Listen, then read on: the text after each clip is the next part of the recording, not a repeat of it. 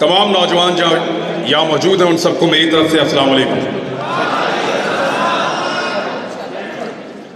कासिम भाई, आपका सुनने के लिए बहुत शुक्रिया।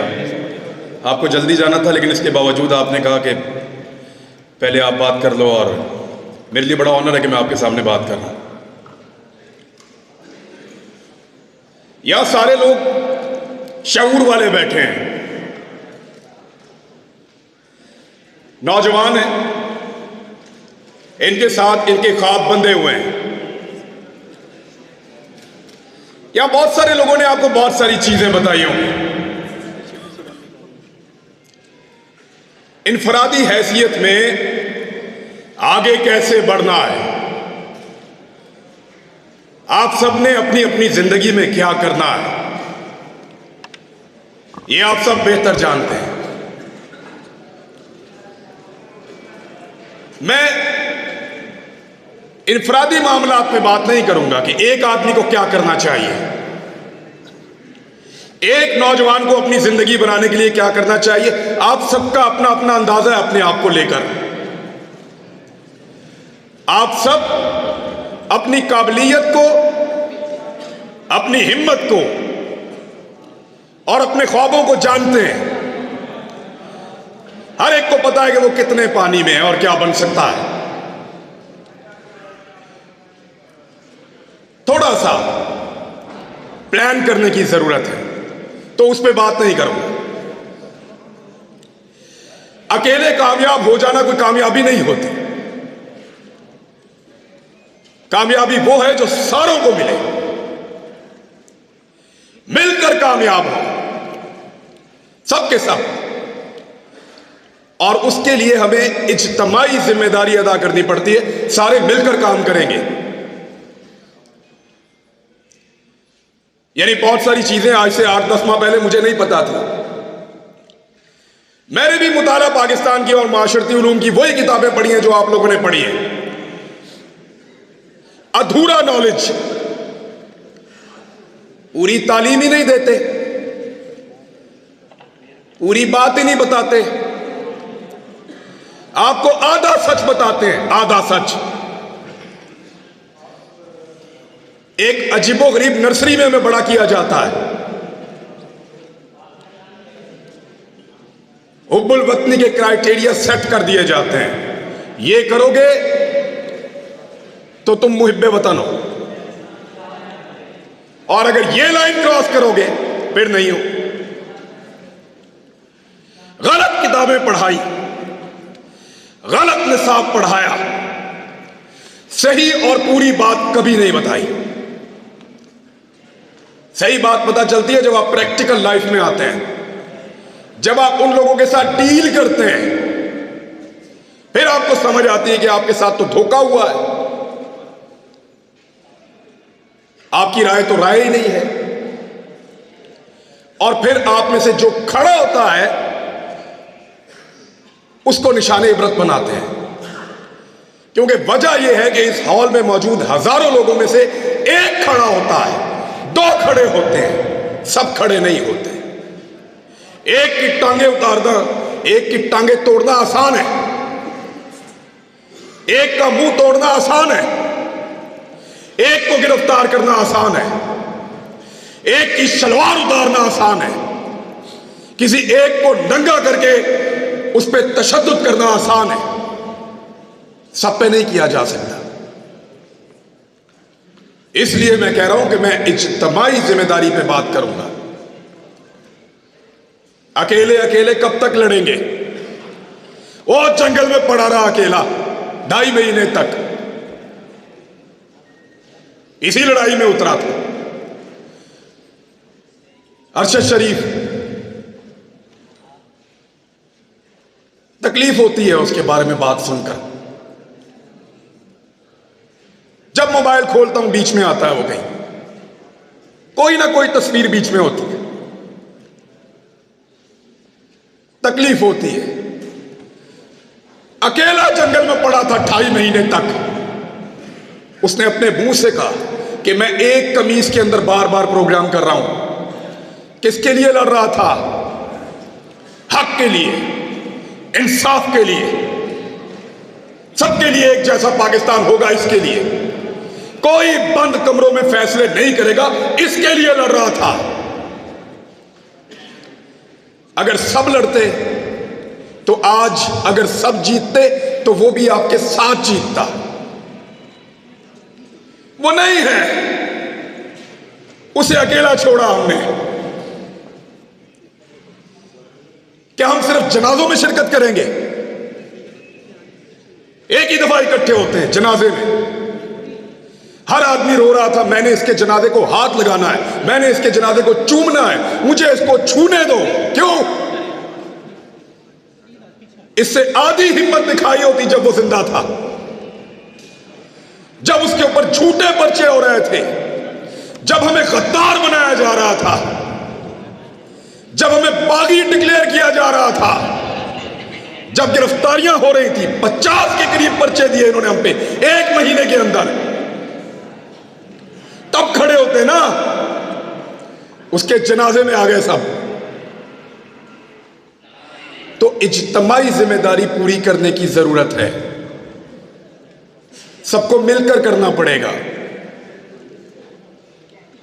सबको मिलकर करना पड़ेगा, वरना ऐसे ही एक एक करके मार खाते रहेंगे, एक एक करके नंगे होते रहेंगे और एक एक करके हारते रहेंगे। जीतना है तो मिलकर चलना पड़ेगा। यह 2 दिन पहले जनरल बाजवा साहब ने खिताब किया है, अपना आखिरी खिताब। जनरल साहब ने क्लेम किया कि उनके इदारे का सियासत से कोई ताल्लुक नहीं है। मैं आप लोगों से इससे पहले मिला हूं कभी? नहीं मिला ना? आपसे पूछ लेते हैं, क्या आपको लगता है कि जनरल साहब जो कह रहे हैं, general Qamar Javed Bajwa army chief Pakistan, कि उनके इदारे का सियासत से कोई ताल्लुक नहीं है, ये बात ठीक है? चलो जनरल साहब को भी दिखाते हैं ना। जनरल साहब देखें, उधर मोड़ो कैमरा, दिखाओ, मोड़ो कैमरे उधर। जिन लोगों को लगता है कि जनरल कमर जावेद बाजवा ने कहा कि सियासत से फौज का कोई ताल्लुक नहीं है, ये बात ठीक है, वो जरा हाथ खड़ा करें। ठीक है, अब जिनको लगता है कि फौज सियासत में रोल प्ले कर रही है, वो हाथ खड़ा करें।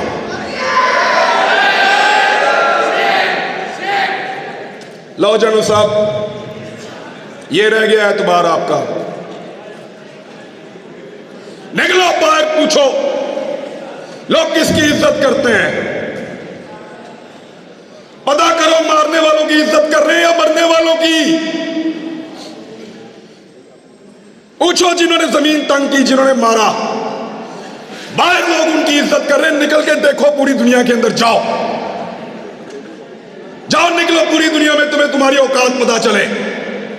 लोग तुमसे प्यार करते हैं या जान देने वाले अरशद शरीफ से प्यार करते हैं? पूछो जाके, आईना नजर आएगा, औकात पता चलेगी। जान से ही मार दिया। इस मुल्क को उसके लिए इन्होंने जहन्नुम बनाया था, साबिर शाकिर के लिए जहन्नुम बनाया था, सबको परेशान किया है, हमारे खानदानों तक को हरासा किया गया है, क्योंकि हम अकेले अकेले लड़ रहे थे। सबको लड़ना पड़ेगा।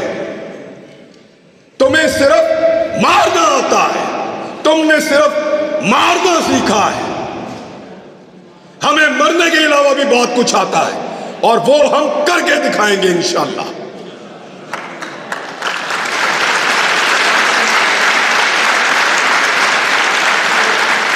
ये नहीं हो सकता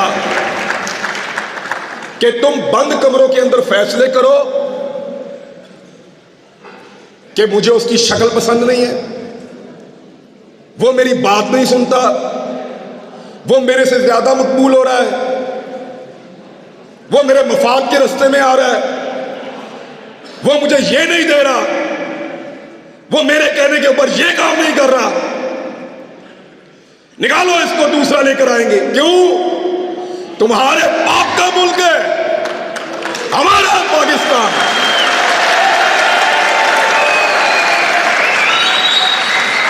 हम फैसला करेंगे, हम करेंगे, हम आप करेंगे। किसी को बंद कमरे के अंदर फैसला नहीं करने देंगे। सबका मुल्क है, सब मुल्क में वतन है, सब इस मुल्क के वफादार हैं। ये जब मुझे इन्होंने गिरफ्तार किया, ये मुझे लेकर घसीटते थे, कभी एक थाने में, कभी दूसरे थाने में, कभी तीसरे थाने में। इनको लगता था ये मुझे टॉर्चर कर रहे हैं। खुदा की कसम मुझे पुलिस वालों ने कहा,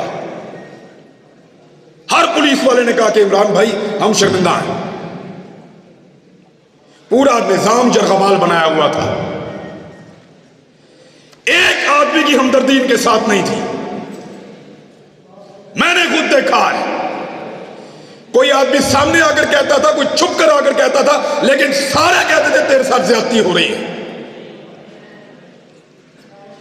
लेकिन जिस दिन सब मिलकर कहेंगे, आदम सवाती ने अकेले बुजुर्ग आदमी ने तमीज सिखा दी ना। आज देखा आपने, पहले उसको रात के अंधेरे में गिरफ्तार किया, रात को आए चोरों की तरह, डाकुओं की तरह, उसकी फैमिली के सामने उसको मारा, टॉर्चर किया, जलील किया, ले जाकर कपड़े उतारे, वीडियो बनाई और उसको रुसवा किया। थोड़े दिन पहले की बात है, 1.5 महीना हुआ मेरे ख्याल में। आज आजम सवाती फिर गिरफ्तार हुआ है, लेकिन कैसे हुआ? सुबह मजिस्ट्रेट साहब आए, दरवाजा खटखटाया, आजम सवाती साहब घर में हैं? जी हैं, बाहर बुला लीजिए। आजम सवाती साहब बाहर आते हैं और उनको वारंट दिखाया कि हुजूर आपके खिलाफ कानूनी चाराजोई हुई है, ये वारंट मौजूद है, आपकी गिरफ्तारी करना चाहते हैं। बने ना बंदे दे पुत्र, एक आदमी तमीज सिखा रहा है। सोचो,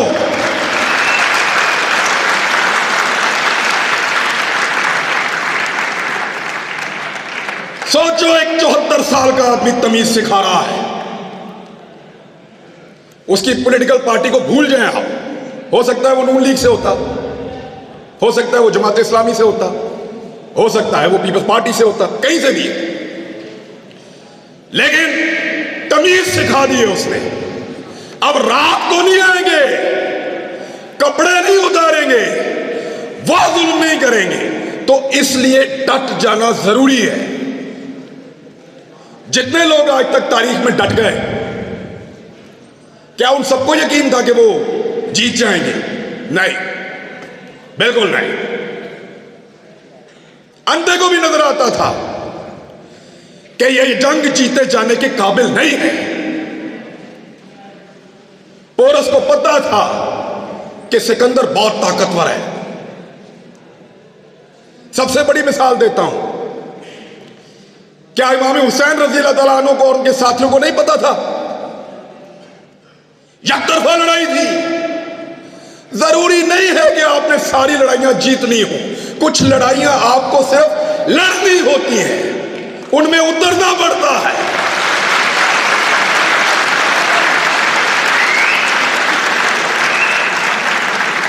लड़ाई जीतने से मकसद नहीं है, लड़ाई लड़ने वालों में अपना नाम लिखाओ। मैं लड़ा था, मेरी लड़ाई थी, मैं उसके अंदर उतरा, मैं हक पर था, मैं जीता या हारा मेरा अल्लाह जानता है, वो फैसला करने वाला है। लड़ाई कौन जीता? इमाम हुसैन जीते या यजीद जीता? सबका इत्तेफाक है इस बात पे। तो फिर लड़ाई लड़ना सीखो, लेकिन इज्तिमाई फायदे के लिए। सर को नीचे फेंक देना, मसलिहत के तहत चुप हो जाना, इसको हमारे यहां पे लोग अक्लमंदी कहते हैं। अक्लमंदी नहीं है, बुज़दिली है। मैं भी बुज़दिल था, जब तक मुझे नहीं पता था। जब समझ आई तो मैं लड़ाई में आ गया। मुझे नहीं पता कल क्या होगा, इसका अंजाम क्या होगा। ये जो रिजीम चेंज ऑपरेशन हुआ पाकिस्तान में, सारे के सारे इसके बेनिफिशियरी हैं। जिन्होंने किया उनके केस खत्म हो गए। जिसके खिलाफ हुआ, जब मर्जी इलेक्शन कराओ जीत जाएगा। यानी इमरान खान को भी फायदा, शहबाज शरीफ को भी फायदा, जो करने वाले उनका भी फायदा। सब कुछ ना कुछ लेकर गए। नुकसान किसका हुआ? हमारा हुआ है। हमारा एक आदमी कम हो गया है। अगर दोबारा लड़ाई होगी तो हम अपने एक बेहतरीन आदमी के साथ मैदान में नहीं आ सकेंगे। हमारा एक आदमी कम हुआ, अरशद शरीफ। नुकसान तो हमारा हुआ है, फायदा तो सबने उठा लिया है। मेरी आप सबसे गुजारिश कि लड़ाई को लड़ना सीखिए, इस रविश को बदलिए। अगर ये इस्लामी जमहूरिया पाकिस्तान में डेमोक्रेसी है तो फिर सही वाली होनी चाहिए, या तो निजाम को ही बदल दो। ये नहीं हो सकता कि आप दुनिया को पढ़ाएं कि पाकिस्तान में जमहूरियत है और जहां पे आप तमाशा लगा कर रखेंगे, 4 बंदे बैठेंगे और फैसला करेंगे और पूरा का पूरा निजाम बदल देंगे। ये नहीं होने देंगे। कहने को मैं और बहुत कुछ कह सकता हूं, फिर इन लोगों को फोन आएंगे, फिर इनसे पूछेंगे मुंतजिम कौन था,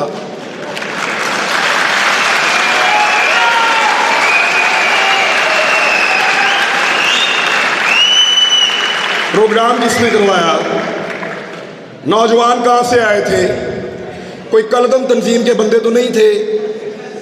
यानी फिर इस तरह के सवालात होंगे और हुए हैं। हम अपने दोस्तों और रिश्तेदारों से मिलने नहीं जा रहे। जिधर से हम होकर आते हैं वहां ये पीछे पहुंच जाते हैं। जी आपसे क्या ताल्लुक है, आप कैसे जानते हैं। तो इन हालात का हमने सामना किया और यकीन करें कुछ भी नहीं होता। थोड़ा सा मार सकते हैं, थोड़ा सा नंगा कर सकते हैं या जान ले सकते हैं, कुछ भी नहीं होता। मैंने अरशद शरीफ का जनाजा देखा है, इन हाथों से उसकी मैयत लेकर आया था मैं। खुश नसीब है खुदा की कसम वो भी और उसकी मां भी। अरशद शरीफ को मारने के बाद इन्होंने अगर कोई मौत का डर भी था ना, वो भी निकाल दिया है। मारो सबको।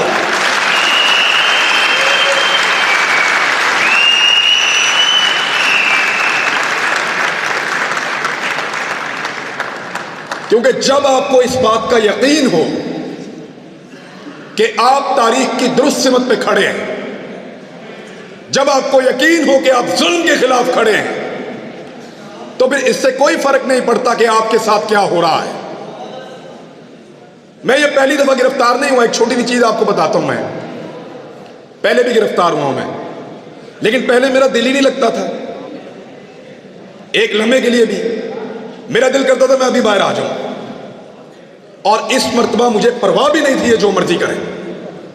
जब आप किसी कॉज के साथ खड़े होते हैं, जब आपको लगता है कि आप जुल्म और जबर के खिलाफ खड़े हैं, तो फिर अल्लाह ताला भी आपको हौसला देता है, आपको इस्तकामत देता है और आपको सब्र देता है। मैंने सीखा इन दिनों में ये सारा कुछ। मेरे ख्याल में इतनी बात बहुत है। थैंक यू वेरी मच जी, बहुत शुक्रिया आपका। मेरे साथ सब लोग मिलकर